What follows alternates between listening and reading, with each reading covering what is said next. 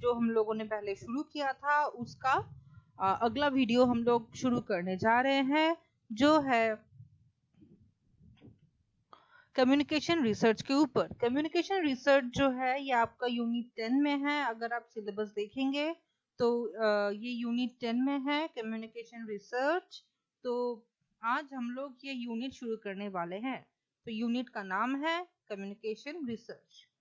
तो पहला जो टॉपिक है इसके under that is what is research. Research क्या है?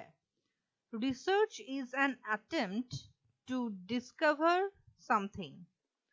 Research is an attempt to discover something.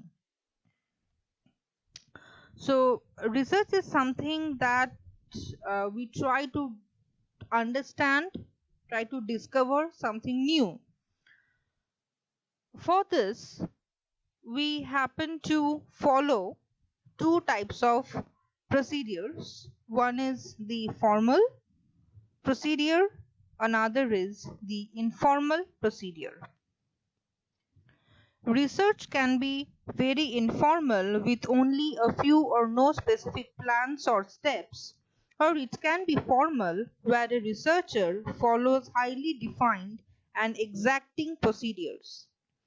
The lack of exacting procedures in informal research does not mean the approach is incorrect, and the use of exacting procedures does not guarantee that formal research is correct. Both procedures can be good or bad. It depends on how the research is conducted.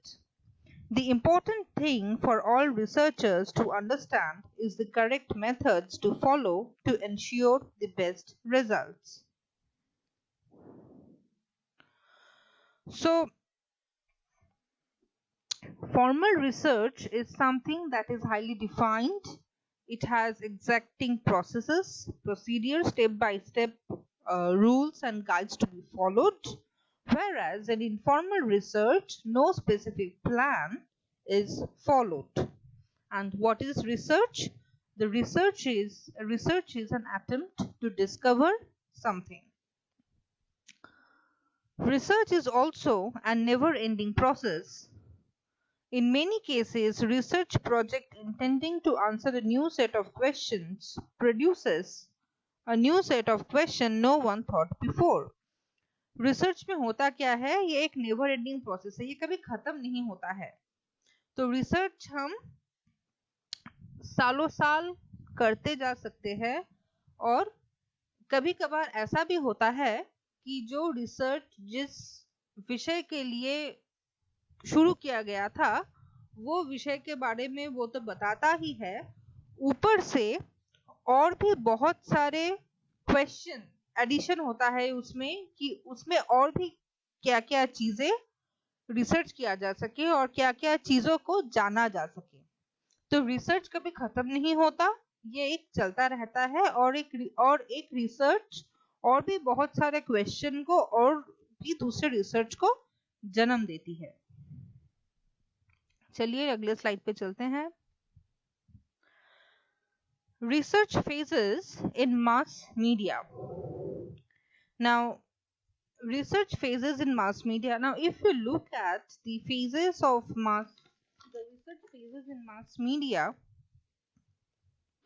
we will see that the phases are divided into 4 categories. The first category is, or the phase 1 is the medium itself. Phase 2 is uses and users of the medium. Phase 3, effects of the medium, and phase 4, how the medium can be improved. Now, these phases are interrelated with each other. As you can see, all the phases are interlinked with each other and they do not survive as their own or as individual. They are related to one another. तो ये जो चारों phases है ये आपस में linked है और आपस में connected है। तो चलिए एक एक phase के बारे में हम लोग अलग से पढ़ते हैं। Phase 1, the medium itself. In phase 1 of the research, there is an interest in the medium itself. तो phase 1 में जो है medium के बारे में ही जाना जाता है कि medium क्या है, what is it, what is it, how does it work, what technology does it involve, how is it similar to or different from what is already available, what functions or services does it provide, who will have access to the new medium, how much will it cost. So all this type of questions comes under the medium itself, the phase 1. इसमें medium के बारे में बताया जाता है. Medium जो है, मान लीजिए ये टेलीविजन हो गया, प्रिंट हो गया, रेडियो हो गया, फिल्म हो गया, तो ये मीडियम के बारे में ही जाना जाता है इस फेज में कि ये मीडियम क्या है, ये मीडियम काम कैसे करता है, क्या क्या टेक्नोलॉजी से ये प्रिंट, टेलीविजन, रेडियो, क्या क्या टेक्नोलॉजी इसमें है जिसके हिसाब से ये काम करता है. ये जो ऑलरेडी मीडियम है वो दूसरों से कैसे अलग है या दूसरों से कितना सिमिलर है, क्या क्या फंक्शन है, इसका कितना प्राइस है, कितना कॉस्ट है, कौन इसको एक्सेस कर सकता है, कौन खरीद सकता है, उसका कितना प्राइस है, तो कौन सा कैटेगरी में वो जाएगा.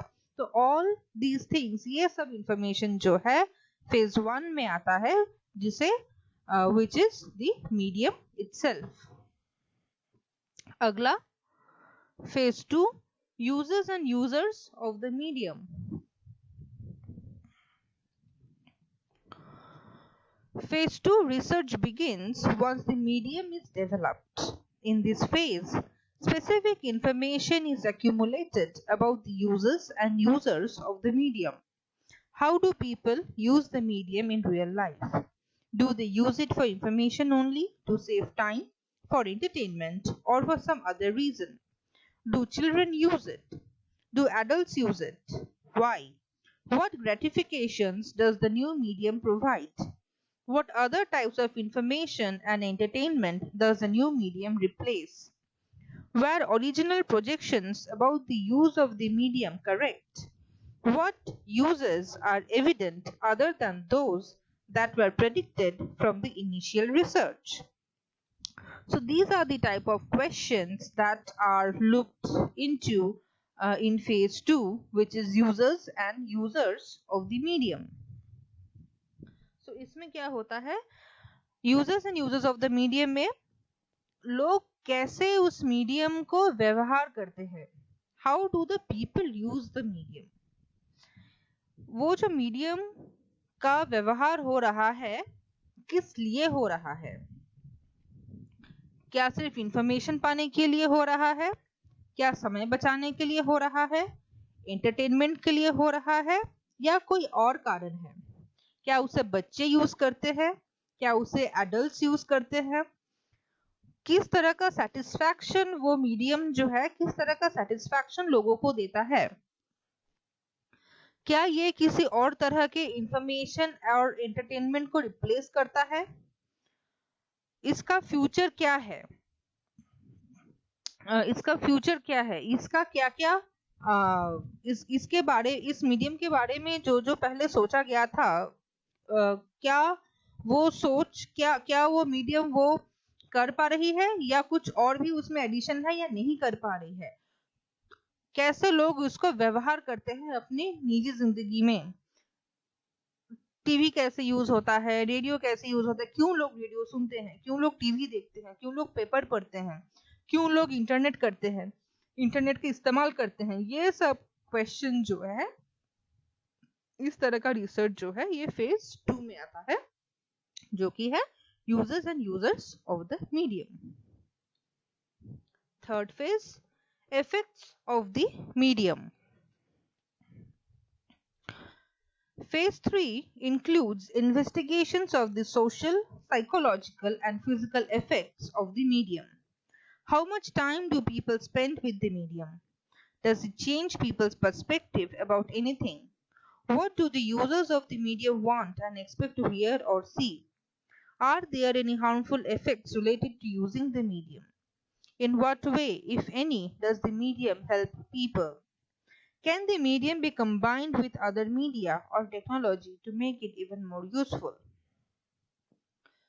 So phase 3 में होता क्या है, जो मीडियम है उसका इफेक्ट क्या है, लोग कितना समय उसमें बिताते हैं, जो समय लोग टीवी में बिताते हैं, रेडियो में बिताते हैं या इंटरनेट पे बिताते हैं, क्या इस इतना टाइम बिताने की वजह से लोगों में कोई चेंज आता है? क्या उनकी निजी जिंदगी में या उनके सोच में, उनके साइकोलॉजी में कोई चेंज आता है? क्या उनके सामाजिक लाइफ में कोई चेंज आता है? क्या उसका कोई हार्मफुल इफेक्ट है? क्या उसका कोई नेगेटिव इफेक्ट है? क्या ये लोगों को मदद करता है? क्या ये लोगों को किसी तरह से दूसरी दिशा में ले जाता है? तो ये मीडियम जो है ये लोगों के जीवन में क्या इफेक्ट करता है? ये सोशल लाइफ में हो सकता है, अपनी निजी जिंदगी में हो सकता है, मेंटली हो सकता है, साइकोलॉजिकली हो सकता है, कैसे लोगों को ये इफेक्ट करता है, किस तरह से मदद करता है, नेगेटिव हो या पॉजिटिव हो। तो ये सारा क्वेश्चन जो है ये फेज 3 में आता है। लास्ट फेज है phase 4,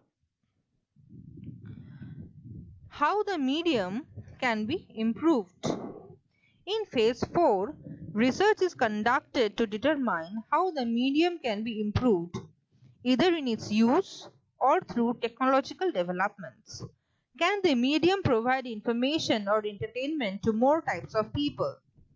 How can new technology be used to perfect or enhance the sight and or sound of the medium? Is there a way to change the content to be more valuable or entertaining? इसमें क्या होता है, जो last phase है वो है आपका phase 4। इसमें है कि जो मीडियम जो है ये टेलीविजन हो गया, रेडियो हो गया, प्रिंट हो गया, इंटरनेट हो गया, इसको हम और भी इम्प्रूव कैसे कर सकते हैं। एक अच्छा एग्जाम्पल होगा टेलीविजन का। अगर आप लोगों को 20 साल या 25 साल पहले टीवी का स्ट्रक्चर जैसे होता था, टीवी दिखने में जैसा होता था, अगर आपको याद हो तो आपको पता चलेगा कि पहले ब्लैक एंड व्हाइट टेलीविजन था, फिर केबल लाइन आया, फिर टेलीविजन का लुक धीरे धीरे चेंज हुआ, फिर एलसीडी आया, एलसीडी टीवी आया, फिर एलईडी टीवी आया, अभी स्मार्ट टीवी आ गया है। अभी स्मार्ट टीवी के साथ साथ टीवी में नया टेक्नोलॉजी आ रहा है, उसमें आप इंटरनेट कर सकते हो, उसमें आप कंप्यूटर कर सकते हो, उसमें आप गेम खेल सकते हो, जो 20 साल पहले नहीं होता था। तो ये 20 सालों में मीडिया जो है, टेलीविजन मीडिया जो है वो काफी इम्प्रूव हुआ है। पहले जो था 20 साल पहले जो था और अभी जो है उसमें काफी टेक्नोलॉजिकली चेंज आया है। तो काफी टेक्नोलॉजिकल चेंज आया है और 20 साल पहले जो था वो अब नहीं है, उसमें कुछ ना कुछ एडिशन होते होते, इम्प्रूव होते होते आज हम लोग जैसा टीवी देख रहे हैं वो अभी एक इम्प्रूव्ड वर्जन है। हो सकता है 5 साल बाद या 10 साल बाद अभी जो हम लोग जिस तरह का टीवी देख रहे हैं वैसा टीवी हो ही ना, दूसरी तरह का टीवी शायद आ जाए, उसमें शायद आज जो टेक्नोलॉजी है उसके साथ एडिशन होके उसमें साथ जोड़ के दूसरा टाइप का इम्प्रूवमेंट आ जाएगा 5 सालों में या 10 सालों में। तो ऐसा होगा, ये प्रिंट में हुआ है, ये रेडियो में हुआ है और इंटरनेट में भी हुआ है।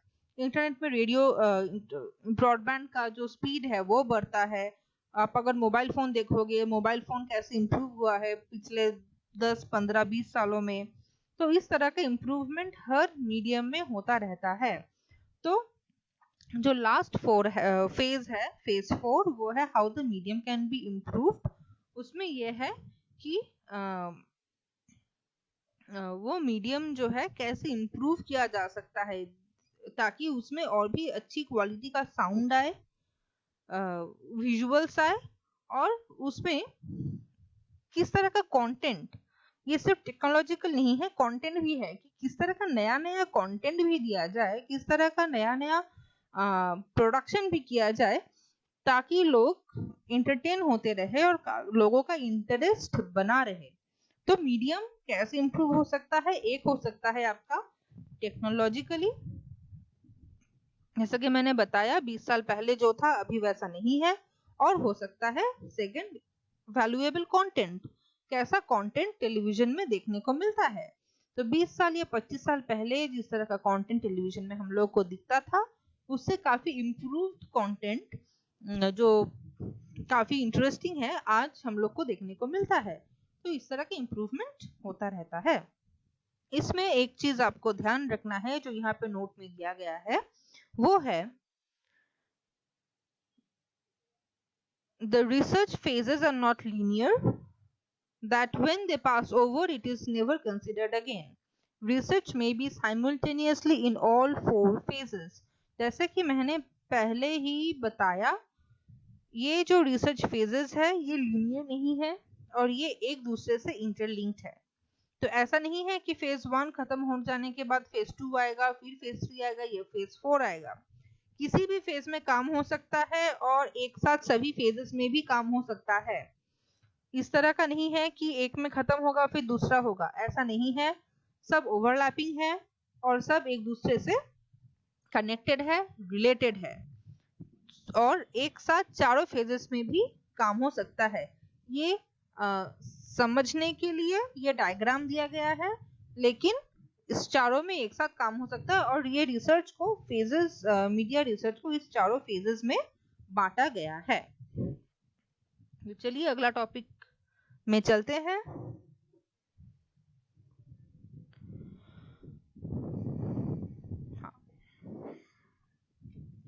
Media research and the scientific method. तो ये है हमारा अगला टॉपिक। आशा रखती हूँ कि आपको पहले का टॉपिक जो है आपको क्लियर हुआ होगा, और अगर क्लियर हुआ है दोस्तों तो प्लीज मेरे चैनल को सब्सक्राइब करना ना भूलिएगा। प्लीज सब्सक्राइब करिए, लाइक करिए और शेयर करिए इस वीडियो को।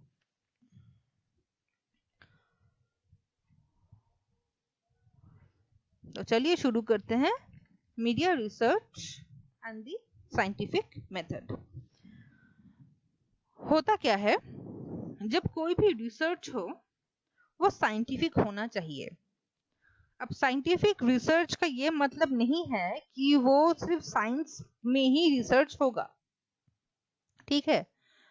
साइंटिफिक रिसर्च का ये मतलब नहीं है कि ये रिसर्च सिर्फ साइंस के फील्ड में ही होगा। साइंटिफिक रिसर्च एक प्रोसेस है, ये एक प्रोसेस है और स्टेप बाय स्टेप गाइडलाइंस है जिसको साइंटिफिक माना गया है।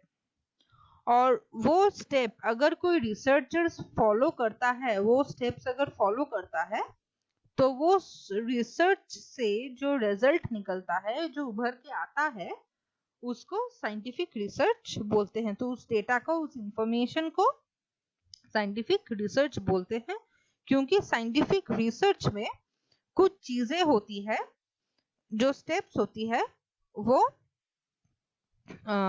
सभी फील्ड के लिए समान होती है और उसमें कुछ रूल्स होता है, कुछ प्रोसीडियर्स होता है जो सभी रिसर्चर को मानना ही पड़ता है। तो अगर कोई रिसर्चर उस साइंटिफिक स्टेप्स को एक के बाद एक फॉलो करता है या करती है तो उसको साइंटिफिक रिसर्च बोला जाता है, ठीक है। तो साइंटिफिक रिसर्च सिर्फ साइंस के स्ट्रीम के लिए नहीं है, ये किसी भी फील्ड में हो सकता है, साइंस में, कॉमर्स में या आर्ट्स में, लेकिन उसको वो साइंटिफिक प्रोसीडियर्स जो है, रूल्स जो है, उसको फॉलो करने की जरूरत है। So scientific research is an organised, objective, controlled, qualitative or quantitative empirical analysis of one or more variables। यहाँ पे साइंटिफिक रिसर्च का जो है डेफिनेशन दिया गया है कि scientific research is an organised, objective, controlled, qualitative और quantitative empirical analysis of one और मोर वेरिएबल्स। अब ये क्या है, ये हम लोग अगले वीडियोस में पता चलेगा। तो क्या होता है, ऑर्गेनाइज्ड है, जो कि पहले मैंने बताया ऑर्गेनाइज्ड है, स्टेप बाय स्टेप प्रोसेस है, रैंडम कुछ भी नहीं है। इसमें एक ऑब्जेक्टिव होता है कि आप क्या ढूंढना चाहते हैं, तो एक स्पेसिफिक ऑब्जेक्टिव, स्पेसिफिक फोकस होता है। ये होता है, फिर होता है वे कंट्रोल। साइंटिफिक रिसर्च में हम लोग रिसर्चर्स जो है कंट्रोल में रखते हैं अपना रिसर्च। क्वालिटेटिव और क्वांटिटेटिव, ये रिसर्च क्वालिटेटिव भी हो सकता है, क्वांटिटेटिव भी हो सकता है। एम्पिरिकल एनालिसिस, एम्पिरिकल का मतलब हम लोग दूसरे स्लाइड में करेंगे। एम्पिरिकल एनालिसिस ऑफ वन और मोर वेरिएबल्स, तो एम्पिरिकल वेरिएबल्स ये सब हम लोग दूसरे वीडियोस में करेंगे। तो साइंटिफिक रिसर्च, ऑर्गेनाइज्ड, ऑब्जेक्टिव और कंट्रोल, ये 3 वर्ड्स जो है आप ध्यान में रखिएगा, क्योंकि कभी कभी क्वेश्चन आता है कि साइंटिफिक रिसर्च क्या नहीं है, तो ये 3 ऑप्शन के साथ और एक ऑप्शन जोड़ देगा और आपसे पूछा जाएगा कि साइंटिफिक रिसर्च इसमें से कौन सा नहीं है, तो उस टाइम पे आप लोगों को उत्तर देना होगा वो चौथा वाला, साइंटिफिक रिसर्च ऑर्गेनाइज्ड, ऑब्जेक्टिव और कंट्रोल्ड होता ही है। ठीक है, चलिए। The terms that define the scientific research method describe a procedure that has been accepted for centuries. ऐसा क्या होता है कि जैसे जिस समय से रिसर्च शुरू हुआ है, एरिस्टोटल के समय से या उनके पहले से, जो रिसर्च का जो एक हवा बही है दुनिया में, तो वो होते होते होते एक प्रोसीडियर एक्सेप्टेड हो चुका है दुनिया भर में, जो जिस प्रोसीडियर को माना जाता है कि यही साइंटिफिक रिसर्च और या मेथड है। ठीक है, ओके, मेथड है। तो for centuries it has been accepted, तो सालों से ये कुछ स्टेप्स है जिसको माना गया है कि यही मेथड साइंटिफिक है। All research, whether formal or informal, begins with a basic question or proposition about a specific phenomenon. For example, why do viewers select one television program over another? Which section of the newspaper do people read most often? Which types of magazine covers attract the most readers? What type of radio format would attract the largest number of listeners? Which websites attract the most visitors? These questions can be answered to some degree with well-designed research studies. However, the task is to determine which data collection method can most appropriately provide answers to the specific questions. तो research में क्या होता है, बहुत सारे question जो कि मैंने अभी बोला है या आप फेजेस में भी देख चुके हैं कि जिस तरह का क्वेश्चन है, ये क्वेश्चन को कैसे आंसर दिया जा सकता है।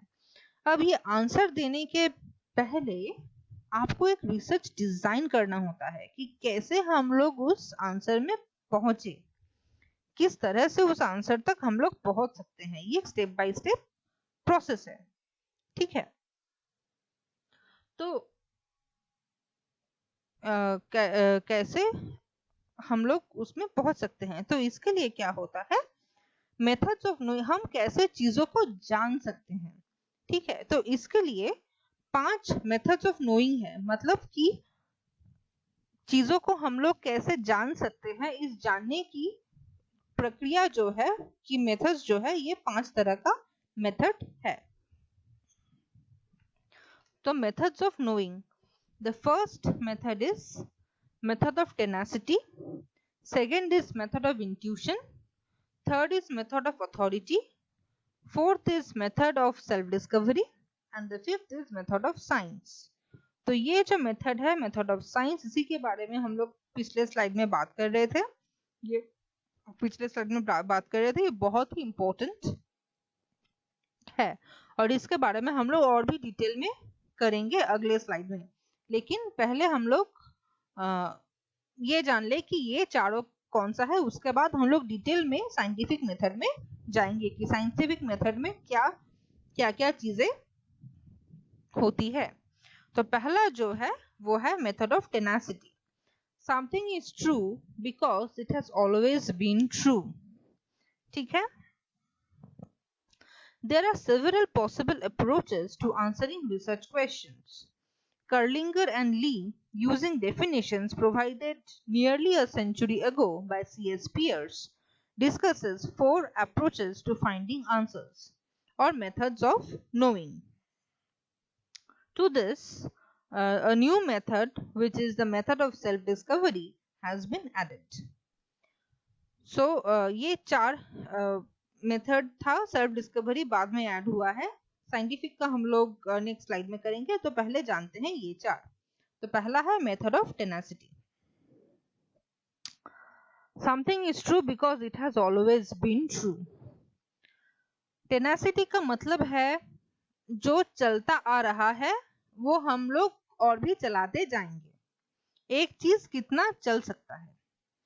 तो मेथड ऑफ टेनासिटी जो है ये है कि कोई चीज सच है क्योंकि ये हमेशा सच ही था और सच ही रहेगा. मान लीजिए कोई रिसर्च कर रहा है ज्योग्राफी के ऊपर और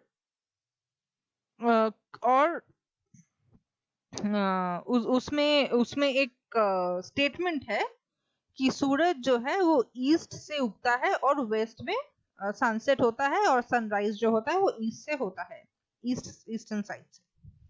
तो ये जो है ये इंफॉर्मेशन जो है ये फैक्ट है, ये कभी बदला नहीं जा सकता. तो कोई रिसर्चर जो है कभी अपने स्टेटमेंट में ये नहीं लिख सकता कि अगर सूरज वेस्ट से उगा तो ये होगा. वो कभी नहीं लिख सकता क्योंकि सूरज कभी वेस्ट से उगेगा ही नहीं. तो ये हमेशा से सच रहा है कि सूरज ईस्ट से उगेगा, पूर्व दिशा से उगेगा और पश्चिम दिशा में सूरज जो है डूब जाएगा. तो ये हमेशा से सच रहा है, सच है और आगे चल के भी ये सच ही रहेगा. तो अगर कोई रिसर्चर इस तरह का लिखता है कि अगर सूरज कभी पश्चिम से उगा तो ये गलत होगा. वो ऐसा स्टेटमेंट लिख ही नहीं सकता क्योंकि ये सच नहीं है. और ये सच अगर हो जाए तो भी नहीं लिख सकता क्योंकि ये कभी होगा ही नहीं. तो ये है मेथड ऑफ टेनासिटी. जो सच है, जो फैक्ट है वो फैक्ट ही रहेगा, सच ही रहेगा और सच है वो सच आगे भी चल के रहेगा. जैसे मान लीजिए उम्र है, किसी को उम्र है तो उम्र हमेशा बढ़ेगा, उम्र किसी का घटता नहीं है, तो उम्र हर समय बढ़ेगा. तो अगर कोई लिखता है कि अगर किसी का उम्र घटा तो नहीं लिख सकता क्योंकि उम्र हर समय बढ़ेगा ही, उम्र कभी नहीं घटेगा. तो जो सच है वो हमेशा सच ही रहेगा, सच था, सच है और सच रहेगा. तो ये है मेथड ऑफ टेनासिटी. तो ये जो ट्रूथ है, जो यूनिवर्सल ट्रूथ है, वो यूनिवर्सल ट्रूथ हम लोग को दिमाग में रखना है. तो ये भी एक नॉलेज का, रिसर्च का एक पार्ट है कि हम लोग जो यूनिवर्सल ट्रूथ है वो यूनिवर्सल ट्रूथ को दिमाग में रख के हम लोग रिसर्च डिजाइन जो है फ्रेमिंग करें. नंबर 2 है method of intuition. Something is true because it is self-evident or stands to reason. In the method of intuition or the a priori approach, a person assumes that something is true because it is self-evident or stands to reason. Some creative people in advertising agencies resist efforts to test their advertising methods because they believe they know what will attract customers. To these people, scientific research is a waste of time and their advertising effectiveness usually suffers as a consequence. Method of intuition का मतलब होता है कि जो हमें लग रहा है ये सही है तो ये सही है, सेल्फ एविडेंट. मुझे ये लगता है कि ये सही है तो ये सही है. इसमें प्रॉब्लम क्या होता है, जैसे कि एग्जाम्पल मैंने अभी बताया कि मान लीजिए कोई एडवर्टाइजिंग एजेंसी है जो कोई एडवर्टाइजिंग मार्केट में लॉन्च करने जा रही है। तो एडवर्टाइजिंग के जो क्रिएटिव लोग हैं उन लोगों को लगा कि ये एडवर्टाइजिंग तो बहुत अच्छा बनाया है हम लोगों ने, इसको मार्केट में हम लोग रिलीज करते हैं, लेकिन बिना टेस्ट किए हुए, क्योंकि ये तो बहुत अच्छा बनाया है हम लोगों ने। लेकिन ऐसा अगर वो लोग करते हैं तो ऐसा बहुत बार हो चुका है कि वो एडवर्टाइजिंग जो है वो फेल हुआ है, वो लोगों को पसंद नहीं आया है, क्योंकि उनको लगा था कि एडवर्टाइजिंग अच्छा है, लेकिन हालांकि वो अच्छा नहीं है। और क्योंकि वो लोग बिना टेस्ट किए हुए वो मार्केट में रिलीज किए हैं एडवर्टाइजिंग को, तो उनको पता नहीं है कि लोगों को क्या पसंद है क्या नापसंद है, तो एडवर्टाइजिंग फेलियर हुआ है। तो इंट्यूशन, आपको लग रहा है कि ऐसा हो सकता है, लेकिन ये नहीं भी हो सकता है। तो ये क्या होता है मेथड ऑफ नोइंग में, ये हम लोग कभी कभी समझ लेते हैं कि शायद ऐसा हो जाए, लेकिन ये होगा ही, ऐसा कोई मतलब नहीं है।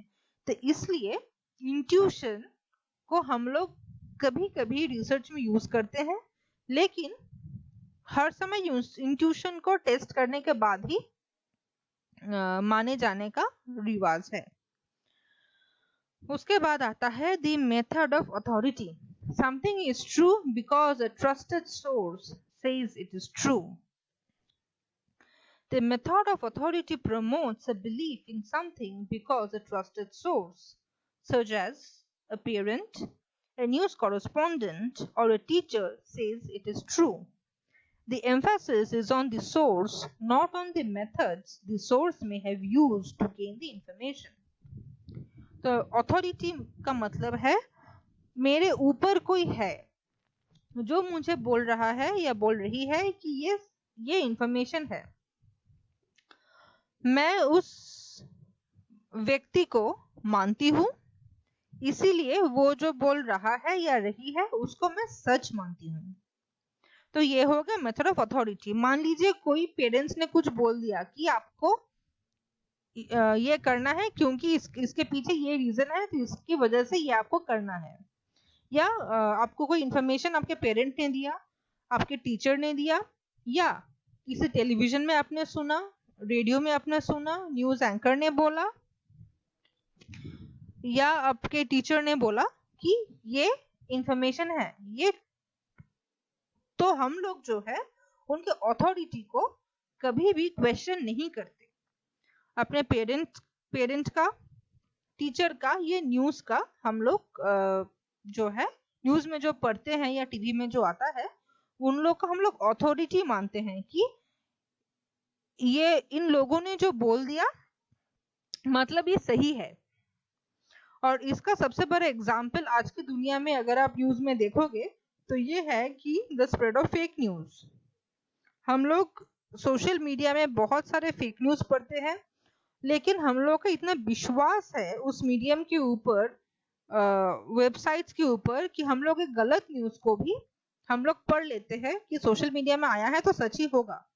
तो ये है अथॉरिटी। तो ये भी एक जानने का तरीका है, आप जान रहे हो, लेकिन इसमें जो है मेथड ऑफ अथॉरिटी में, इसमें जो सोर्स है, मतलब कौन सा सोर्स आपको बोल रहा है, वो उस सोर्स के ऊपर हम लोग जो है अपना फोकस डालते हैं कि ये व्यक्ति ये न्यूज मीडियम बोल रहा है मतलब सच है, ये व्यक्ति बोल रहा है मतलब सच है।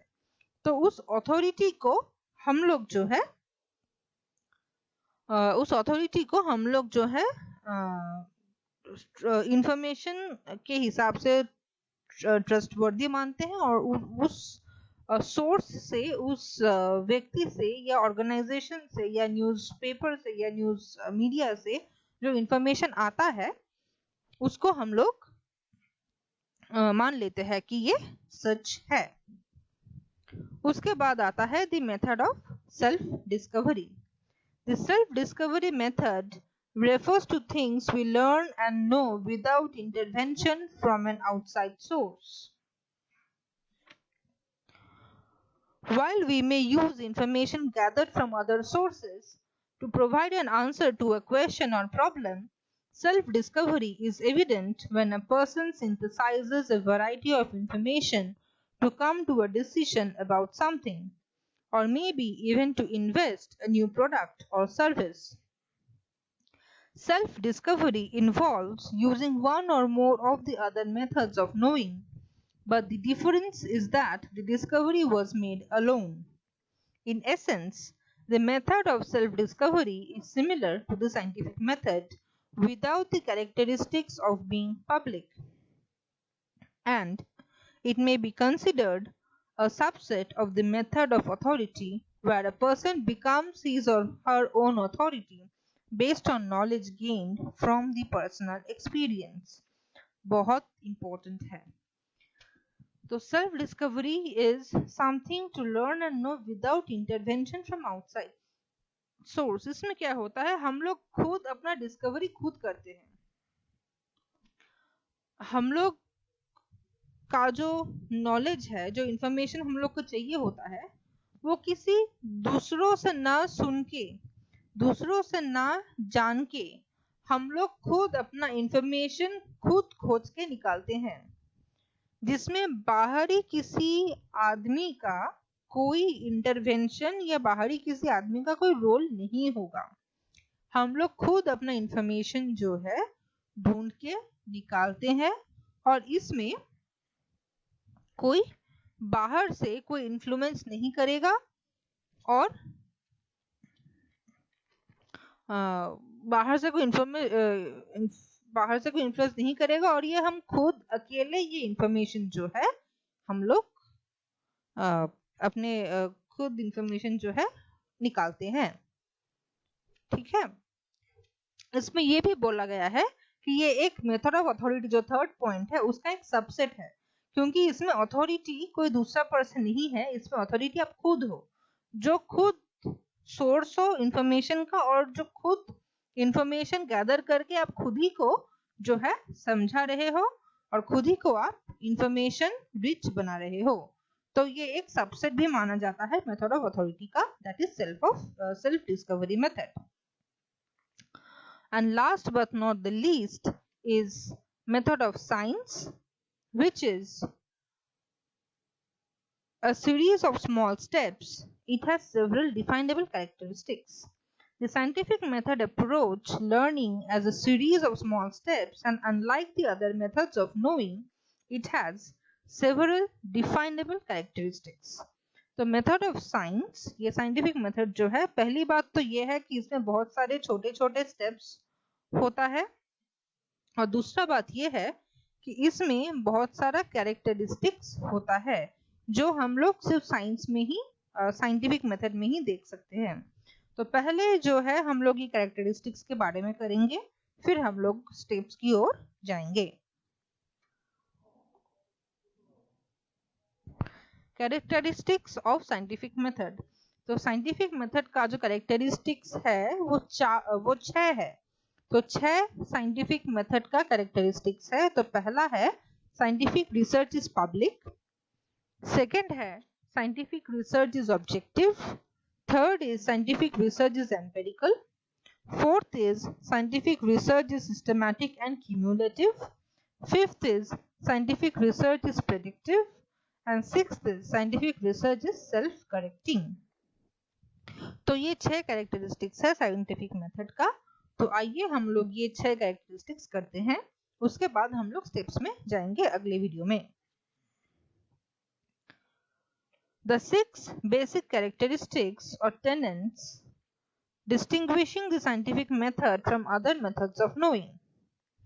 A research approach that does not follow each of these tenets is not a scientific approach.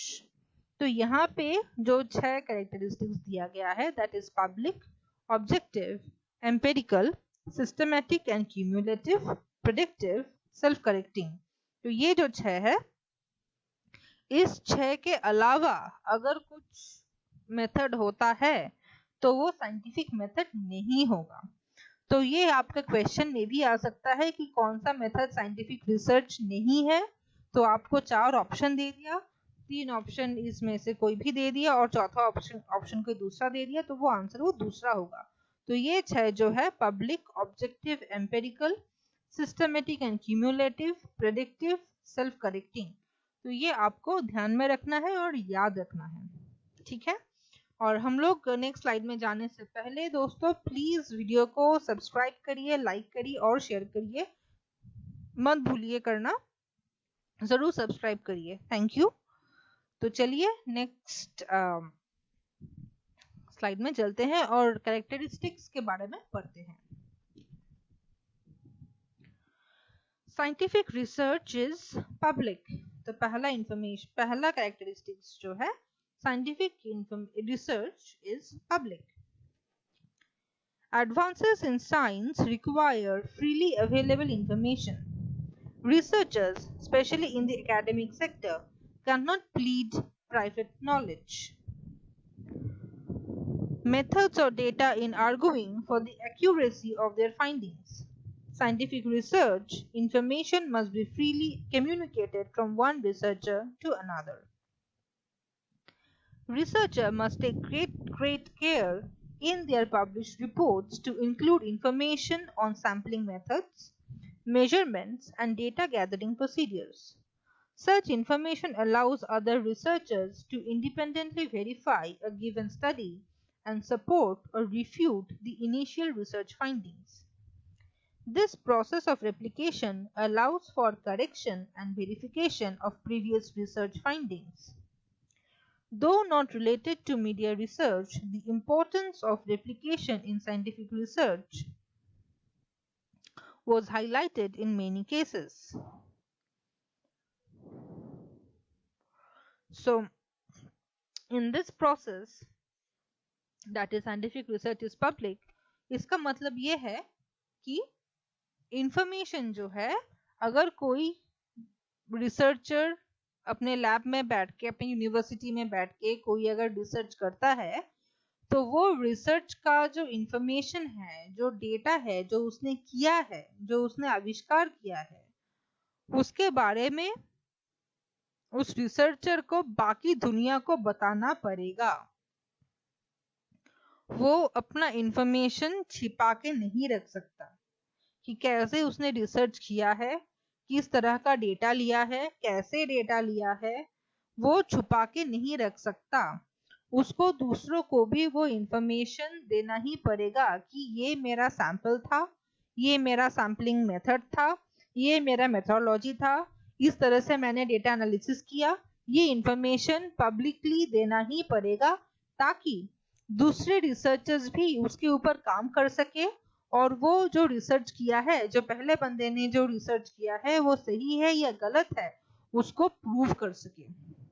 मान लीजिए आज मैंने कोई रिसर्च किया है और कोई आविष्कार किया है और मैंने बोल दिया कि हाँ मैंने ये आविष्कार किया है। मान लीजिए मैंने बोल दिया कि कोई रिसर्चर ने बोल दिया कि किसी ने कोविड-19 का जो है वैक्सीन निकाल लिया है, लेकिन उसको ये भी बताना पड़ेगा उसके साथ कि कैसे वो निकाला है, किस तरह का केमिकल उसने यूज किया है, कैसे सैंपल किया है, किस तरह के लोगों पे टेस्ट किया है, और उसको बताना ही पड़ेगा। और उसके हिसाब से बाकी साइंटिस्ट जो है उसी तरह का एक्सपेरिमेंट रेप्लिकेट करेंगे, उस एक्सपेरिमेंट को अपने जगह पे, और देखेंगे कि वो सही है या गलत है। तो इस तरह का साइंटिफिक रिसर्च में होता रहता है कि एक रिसर्चर जो है इंफॉर्मेशन छुपा के नहीं रख सकता, वो उसको इंफॉर्मेशन देना पड़ेगा। प्राइवेट नॉलेज नहीं रख सकता, इंफॉर्मेशन देना पड़ेगा, फ्रीली कम्युनिकेट करना पड़ेगा, और दूसरे रिसर्चर्स उस डेटा को लेके अपना हिसाब से भी कर सकते हैं और बोल सकते हैं कि वो रिसर्च गलत है या सही है। तो जो है, तो पहला कैरेक्टरिस्टिक्स जो है साइंटिफिक रिसर्च का वो है research is scientific research is public. ये लोगों के लिए है, आपको लोगों तक पहुंचना है, लोगों को बताना है, और कैसे किया है नहीं किया है पूरा ओपन रखना है, आप छुपा के नहीं रख सकते।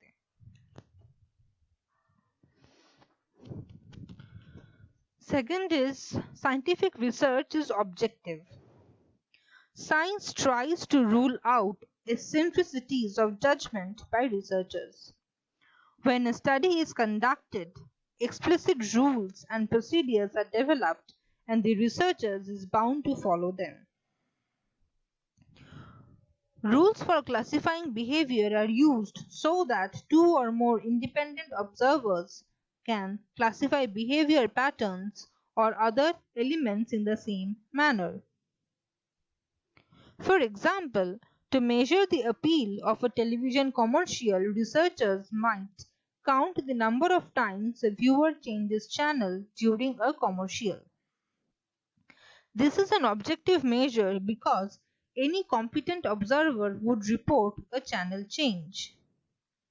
On the other hand, to measure appeal by observing how many viewers make negative facial expressions during a commercial would be a subjective approach because different observers may have different ideas of what constitutes a negative expression.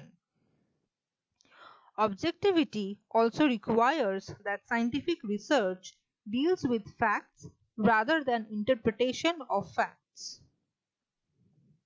Science rejects its own authorities if statements conflict with direct observation. Mass media researchers have often encountered situations where media decision makers reject the results of a research project because the study did not produce the anticipated results. So, objectivity is something that you have to be focused about. Objective का मतलब होता है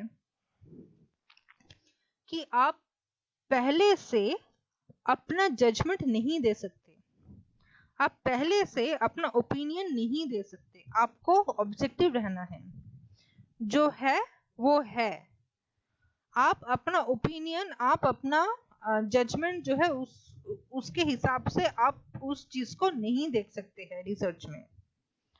तो मान लीजिए, जैसे कि मैंने अभी एग्जांपल दिया, जैसे मान लीजिए कोई इस तरह का रिसर्च है जिसमें रिसर्चर्स ये देखना चाहते हैं कि टेलीविजन में जब प्रोग्राम चलते चलते जब एडवर्टाइजमेंट आता है तब कितने लोग चैनल चेंज कर देते हैं।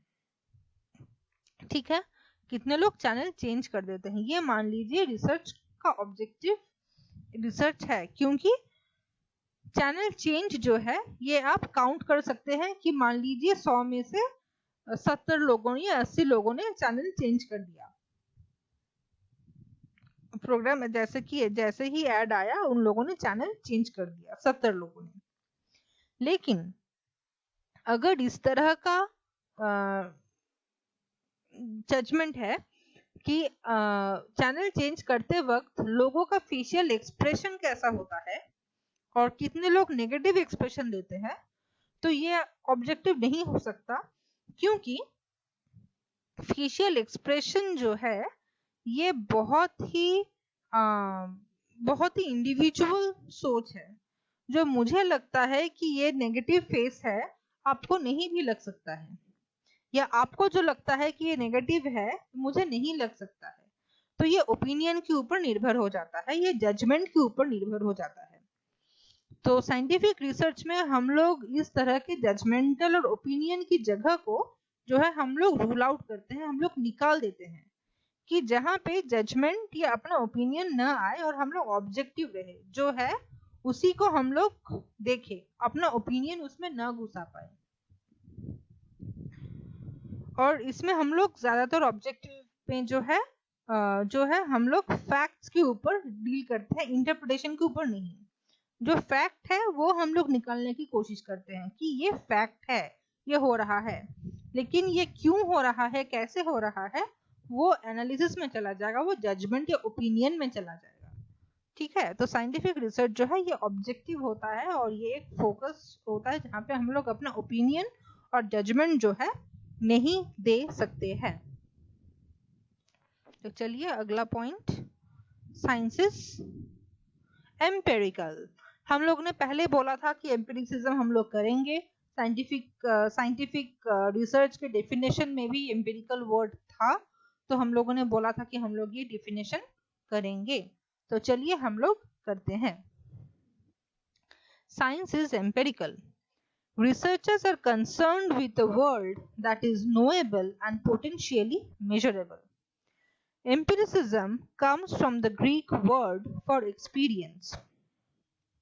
Researchers must be able to perceive and classify what they study and reject metaphysical and nonsensical explanation of events. For example, scientists would reject a newspaper publisher's claim that a decline in the number of subscribers is God's will because such a statement cannot be perceived, classified, or measured.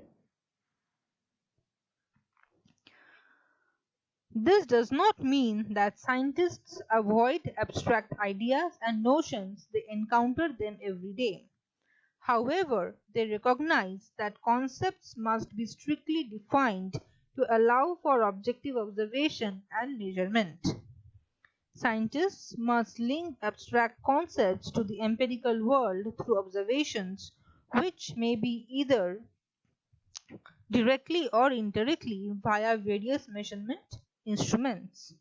Typically, this linkage is accomplished by framing an operational definition. तो इसमें क्या होता है?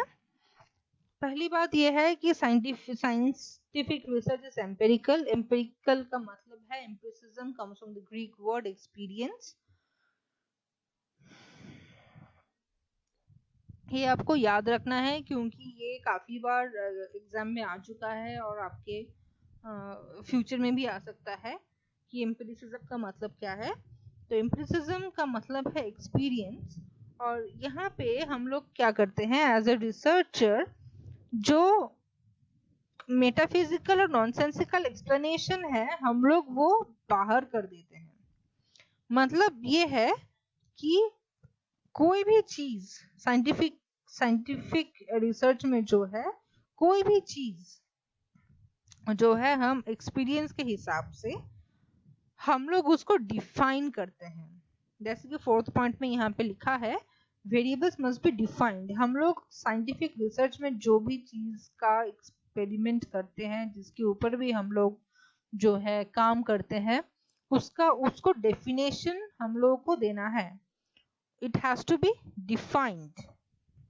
और हम लोग बाहर की दुनिया में हो रहा है, ये भगवान की इच्छा से ऐसा हो रहा है, या किसी दूसरे तरह के फोर्स जो है, कोई एलियन ये करा रहा है, ये भगवान करा रहा है, या कोई यूएफओ है करा रहा है, या कोई सुपरनैचुरल पावर है जो करा रहा है, इसके वजह से ये हो रहा है, हम लोग ऐसा नहीं बोल सकते.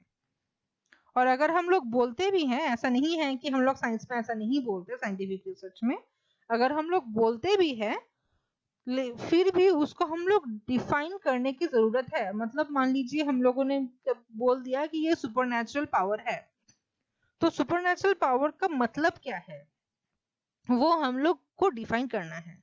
हम लोग जैसे बोल दिया कि ये भगवान की इच्छा है, तो भगवान को हम लोग किस रूप में देखते हैं, ठीक है, तो उसको डिफाइन करना है कि भगवान एक पावर है जिसको हम लोग मानते हैं, तो वो आपको डिफाइन करना होगा.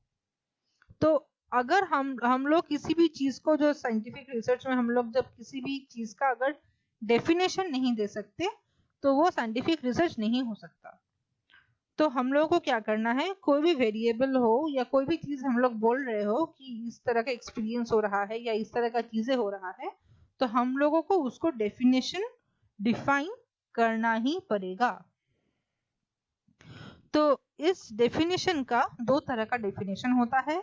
एक होता है कंस्टिट्यूटिव डेफिनेशन और एक होता है ऑपरेशनल डेफिनेशन. तो 2 तरह का डेफिनेशन है, एक है कंस्टिट्यूटिव और एक है ऑपरेशनल डेफिनेशन. तो चलिए पहले ये 2 डेफिनेशन के बारे में हम लोग जानते हैं. There are 2 basic kinds of definition, the constitutive and the operational. A constitutive definition defines a word by substituting other words or concepts for it. Constitutive definition में क्या होता है, मान लीजिए मैंने बोल दिया कि एक मोबाइल फोन है. मोबाइल फोन का इफेक्ट बच्चों के ऊपर हम लोग स्टडी करने जा रहे हैं. तो यहाँ पे 2 वेरिएबल हो गया, एक है मोबाइल फोन और एक है बच्चे. तो मुझे 2 ही सूरतों में मोबाइल फोन को भी डिफाइन करना पड़ेगा, बच्चों को भी डिफाइन करना पड़ेगा। तो कंस्टिट्यूटिव डेफिनेशन में मोबाइल फोन क्या है?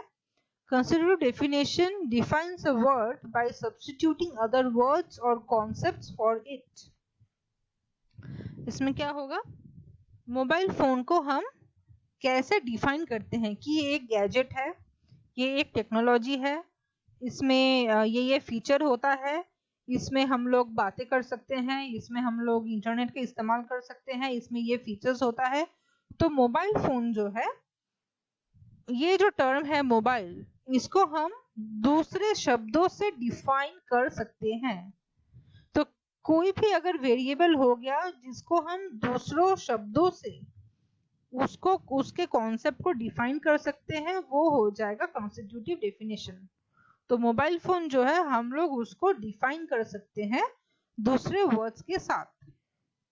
सिमिलरली बच्चे जो हैं, ये टर्म बच्चे जो है हम लोग डिफाइन कर सकते हैं कि बच्चों का एज ग्रुप इतना से इतना होता है, ये लोग स्कूल में जाते हैं, ये लोग बच्चे जो है बहुत साधारण होते हैं, सरल होते हैं। तो ये सब डेफिनेशन हम लोग बच्चों के लिए इस्तेमाल कर सकते हैं। तो जैसे किसी भी तरह का हो गया, कोई भी वेरिएबल होगा, अगर उसको हम दूसरे वर्ड से डिफाइन कर रहे हैं तो वो हो जाएगा constitutive definition.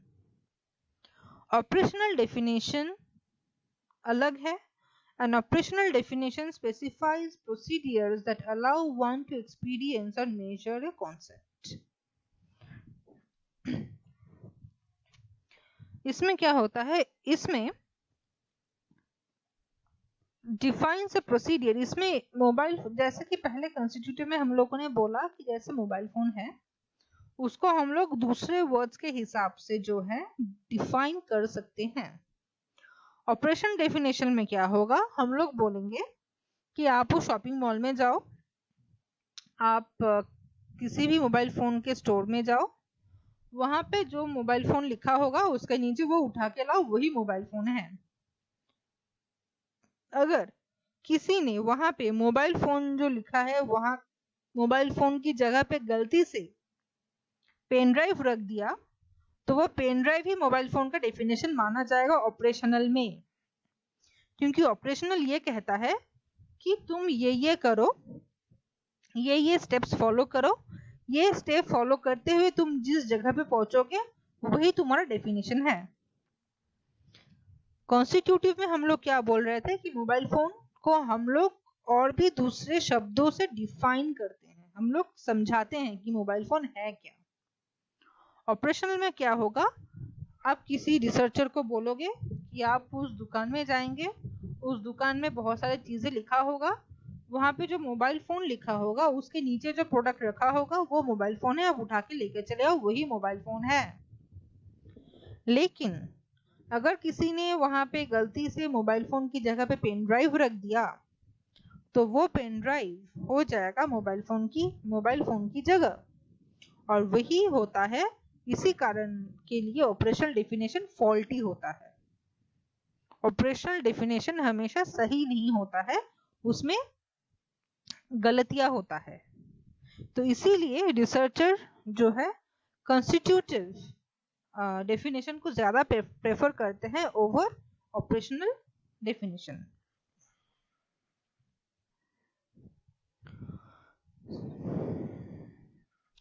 This possibility for error in operational definition underscores the importance of considering it.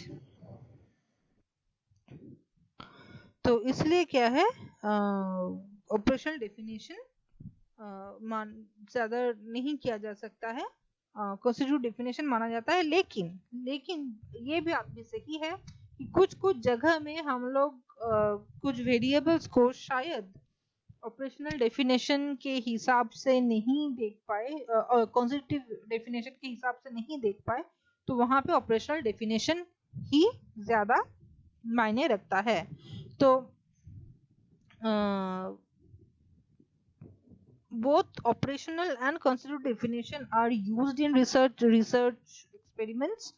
तो constitutive और operational definition दोनों का ही इस्तेमाल रिसर्च में होता है, और कोई भी डेफिनेशन का आप इस्तेमाल करें, वो कंस्टिट्यूटिव हो या ऑपरेशनल हो, अगर आप किसी भी वेरिएबल को डिफाइन कर सकते हैं कॉन्स्टिट्यूटिव डेफिनेशन से या ऑपरेशनल डेफिनेशन से, अगर आप डिफाइन कर सकते हैं इसका मतलब है कि आप जो है कोई भी रिसर्च कर सकते हैं। अगर आप डेफिनेशन दे सकते हैं उसका, कंस्टिट्यूटिव हो या ऑपरेशनल हो, इसका मतलब है कि आप उसका जो है डेफिनेशन दे सकते हैं, उसका मतलब आप है कि वो आप कोई भी रिसर्च भी कर सकते हैं।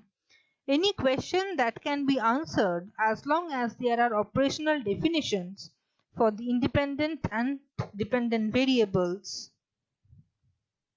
any researches can be done.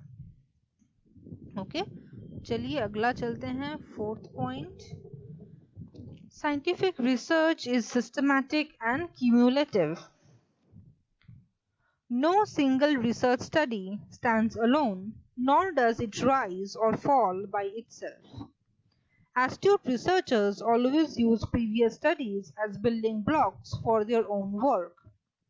One of the first steps in conducting research is to review the available scientific literature on the topic so that the current study will draw on the heritage of the past research. This review is valuable for identifying problem areas and important factors that might be relevant to the current study. In addition, scientists attempt to search for order and consistency among their findings.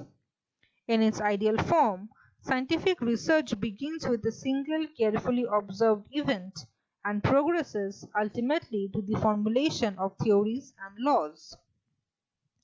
A theory is a set of related propositions that presents a systematic view of phenomena by specifying relationships among concepts. Researchers develop theories by searching for patterns of uniformity to explain their data. When relationships among variables are invariant under given conditions, researchers may formulate a law. A law is a statement of fact meant to explain in concise terms an action or set of actions that is generally accepted to be true and universal. Both theories and laws help researchers search for and explain consistency in behavior, situations, and phenomena. So, what is scientific research? The fourth point, it is systematic and cumulative. तो research कभी अकेले नहीं होता, research हवा में भी नहीं होता। हम लोग उसी चीज के ऊपर रिसर्च कर सकते हैं जिसके बारे में हम लोग को पता नहीं है, लेकिन पहले कुछ काम हुआ है उसमें, लेकिन उसमें और भी काम हो सकता है जो हम लोग करना चाहते हैं। जैसे कि मैंने पहले स्लाइड में बताया था, research is a never ending process. Research का काम कभी खत्म नहीं होता है।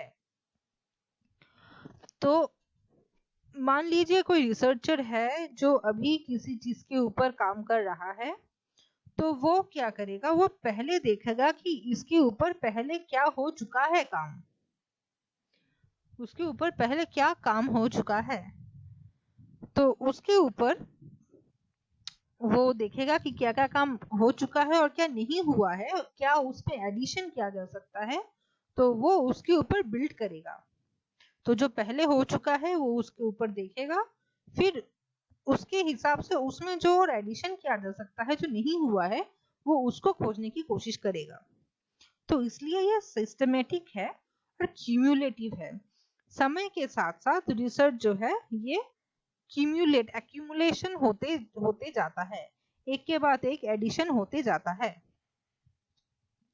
अल्टीमेटली साइंटिफिक रिसर्च में दो चीजें होती है, एक है थ्योरी, एक है लॉ। रिसर्चर्स जो है एक थियरी देते हैं, फिर वो लॉ में उसको परिवर्तित करते हैं।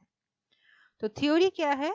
Theory is a set of related propositions that present a systematic view of phenomena by specifying relationships among concepts. हम लोग जैसे मास्को में बहुत सारे थ्योरी पढ़ते हैं, ठीक है, मास्को में बहुत सारे थ्योरी है। तो थ्योरी क्या है? इसमें एक फेनोमेना, कोई भी चीज जो है कि कम्युनिकेशन कैसे होता है, लोगों के बीच में कम्युनिकेशन कैसे होता है, उसको स्टडी करने के लिए रिसर्चर्स जो है उस कम्युनिकेशन को स्टडी करते हैं और उसके हिसाब से थ्योरी देते हैं कि कम्युनिकेशन, मान लीजिए गर्बनर का थ्योरी हो गया, जो बहुत ही पॉपुलर थ्योरी है, गर्बनर्स थ्योरी। मान लीजिए वो गर्बनर ने थ्योरी दिया। अब गर्बनर ने जो किया है वो एक फेनोमेना को स्टडी किया है कि किसी लोगों के ऊपर टेलीविजन का इफेक्ट या इम्पैक्ट क्या होता है। उसने टेलीविजन लिया है उन्होंने, और बहुत सारे कॉलेज गोइंग बच्चे लिए हैं, और इन लोगों में टेलीविजन और उनके लाइफ का जो है रिलेशनशिप जो है उन्होंने दिखाने की कोशिश की है कि कैसे टेलीविजन इफेक्ट करता है। ठीक है, तो कैसे टेलीविजन इफेक्ट करता है, तो ये एक फेनोमेना है। तो वो एक फेनोमेना को स्टडी किए हैं और उसके हिसाब से थ्योरी दिए है। तो हर रिसर्चर जो है अपने हिसाब से जो भी कम्युनिकेशन है, जो भी एक्सपेरिमेंट है वो करते हैं और अपने हिसाब से थ्योरी देते हैं। थ्योरी से लॉ अलग होता है। अगर देखा जाए कि एक थ्योरी सब जगह पे इक्वल है तो वो लॉ हो जाता है। जैसे मान लीजिए, जैसे कि मैंने थ्योरी के बारे में कहा, कोई भी रिसर्चर है, किसी भी कम्युनिकेशन को वो स्टडी कर रहा है या रही है, उसने वो स्टडी किया, वेरिएबल्स के ऊपर रिलेशनशिप बनाया और कॉन्सेप्ट को जोड़ा और एक थ्योरी बनाया। ठीक है। लॉ होता है यूनिवर्सल। मतलब अगर मान लीजिए किसी ने कोई थ्योरी दिया और वो थ्योरी किसी भी देश में, किसी भी जगह में, हर सिचुएशन में वो थ्योरी काम करता है तो वो लॉ कहलाया जाएगा। मान लीजिए ग्रेविटेशन जो है, ग्रेविटेशन लॉ है, ग्रेविटेशनल लॉ कहा जाता है, ग्रेविटेशन थ्योरी नहीं कहा जाता। ग्रेविटेशन लॉ इसलिए है क्योंकि आप दुनिया के किसी भी कोने में चले जाओ, किसी भी देश में चले जाओ, ग्रेविटेशन आपके साथ साथ चलेगा। किसी भी देश हो, किसी भी कंट्री हो, कोई भी जगह हो, दुनिया में आप चले जाओ, पूरे दुनिया में ग्रेविटेशन जो है रहेगा ही रहेगा। तो ये लॉ है, ये लॉ ऑफ नेचर बोलते हैं जैसे हम लोग, ये लॉ ऑफ नेचर है कि आपको ग्रेविटेशन रहेगा, आप इसको छोड़ नहीं सकते कि इस देश में होगा उस देश में नहीं होगा। अगर ऐसा होता तो वो थ्योरी कहलाता, लेकिन वो लॉ है इसीलिए है क्योंकि वो सब जगह इक्वल है, यूनिवर्सल है। जैसे हमारे कॉन्स्टिट्यूशन में लॉ है, मतलब ये लॉ हमारे देश में जितने सारे लोग हैं सबके लिए ये समान है। जहां भी आप जाए वो लॉ आपके लिए समान ही होगा अगर आप इस देश के निवासी हैं तो लॉ और थ्योरी में ये डिफरेंस है। एक थ्योरी जो है एक सिस्टमैटिक फिनोमेना को स्टडी करता है और एक जगह पे वो लिमिटेड है, एक जगह पे बद्ध है कि ये इसी जगह पे, इस कॉन्टेक्स्ट में, इस देश में, इस समाज में ये थ्योरी एप्लीकेबल है। वो थ्योरी शायद दूसरे देश में, दूसरे समाज में एप्लीकेबल नहीं है। अगर वो एप्लीकेबल होता है हर देश में एक समान के साथ, फिर तभी वो लॉ कहलाएगा, नहीं तो वो थ्योरी ही कहलाएगा। तो लॉ होता है जो यूनिवर्सली एक्सेप्टेड हो, सब उसे मानते हैं और वो यूनिवर्सल हो, मतलब सबके लिए समान हो, तो वो लॉ होगा, नहीं तो वो थ्योरी होगा। तो ये दो डिफरेंस है थ्योरी और लॉ में, कि आपको याद रखना है। चलिए next point, scientific research is predictive. Science is concerned with the future. In fact, scientists try to develop theories because, among other reasons, they are useful in predicting behavior. A theory's adequacy lies in its ability to predict a phenomenon or event. A theory that offers predictions that are not borne out by data seldom be examined or perhaps discarded. Conversely, a theory that generates predictions that are supported by data can be used to make predictions in other situations. Scientific research predictive है, मतलब ये predict कर सकता है कि आगे क्या होने वाला है। ठीक है, साइंटिफिक रिसर्च क्या होता है, ये प्रेडिक्ट कर सकता है कि इस तरह के सिचुएशन में पहले ये हो चुका है, तो फ्यूचर में इस सिचुएशन में ऐसा हो सकता है, क्या होगा। तो साइंस ये प्रेडिक्शन कर सकता है, और ये प्रेडिक्शन किस बेसिस पे आधारित है, ये प्रेडिक्शन जो डेटा इंफॉर्मेशन उन लोगों ने लिया है, उस डेटा को एनालाइज करके ये लोग बोल सकते हैं साइंटिफिक रिसर्च में कि ये हो सकता है।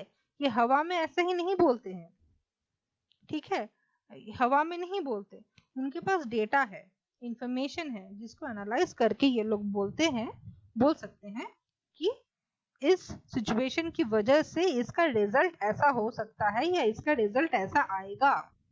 जैसे आप इकोनॉमिक्स में देख सकते हो कि माइक्रो फाइनेंस हो गया या किसी भी सिचुएशन में हो गया, फिनेंस में बहुत सारे रिसर्चेस होती है, इकोनॉमिक्स में जहाँ पे बोला जाता है कि ये करने से ऐसा इकोनॉमी में चेंज आएगा।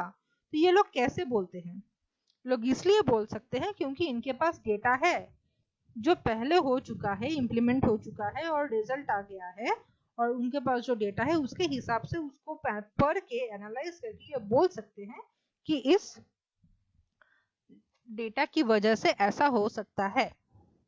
ये इकोनॉमिक्स में हो सकता है, हिस्ट्री में हो सकता है, मास कॉम में हो सकता है, फिजिक्स में हो सकता है, केमिस्ट्री में हो सकता है, कोई भी सब्जेक्ट में हो सकता है। साइंटिफिक रिसर्च एक मेथड है जो प्रेडिक्ट कर सकता है कि आगे के दिनों में क्या हो सकता है। ये हम लोग अगर इकोनॉमिक्स आप देखोगे तो इकोनॉमी में बहुत सारा ऐसा एग्जाम्पल है जिसमें कहा जाता है कि ये चेंजेस अगर हम करते हैं इकोनॉमी में तो देश का इकोनॉमी इस तरह से चेंजेस होगा, और ये होता भी है। जो कैसे होता है, क्योंकि ये साइंटिफिक मेथड से डेटा एनालाइज करके बोला जाता है। ठीक है, तो scientific research is predictive. Next and the last point, scientific research is self-correcting. Scientific method approaches learning in a series of small steps. One study or one approach provides only an indication of what may or may not be true. The truth is found only through a series of objective analysis.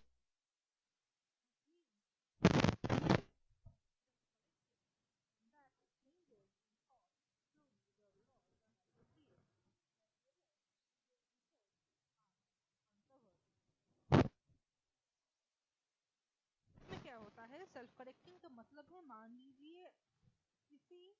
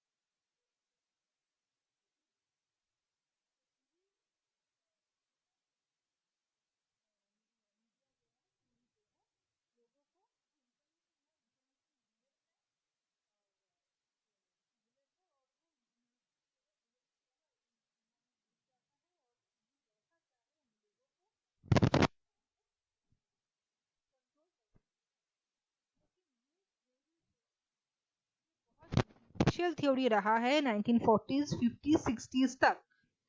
लेकिन 1970s में फिर से नया research हुआ और जिसमें पता चला कि टीवी लोगों को उस तरह से नहीं इन्फ्लुएंस कर सकती। लोग टीवी से वही इंफॉर्मेशन लेते हैं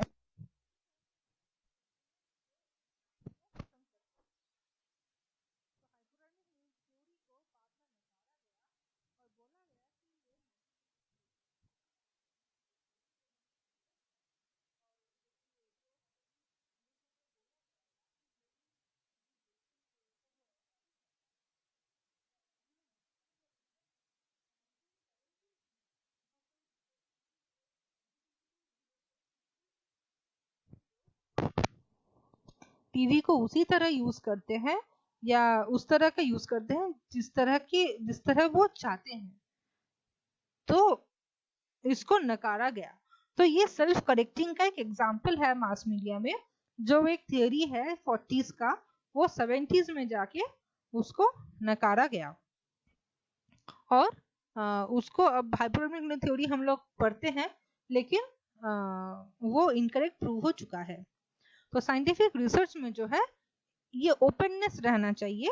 ये ओपननेस रहता ही है रादर कि जैसे जैसे साइंस डेवलप होता रहेगा, जैसे जैसे साइंटिफिक रिसर्च डेवलप होता रहेगा, जैसे जैसे रिसर्च डेवलप होता जाएगा, आपका रिसर्च जो है दिन बेहतर लोग रिसर्च करते रहेंगे, उसमें एडिशन करते रहेंगे, तो वैसे वैसे उसका जो बॉडी ऑफ नॉलेज है, उसका जो इंफॉर्मेशन है, वो बढ़ता जाएगा और जो उसमें से गलत चीजें हैं, गलत चीजों को हटा दिया जाएगा।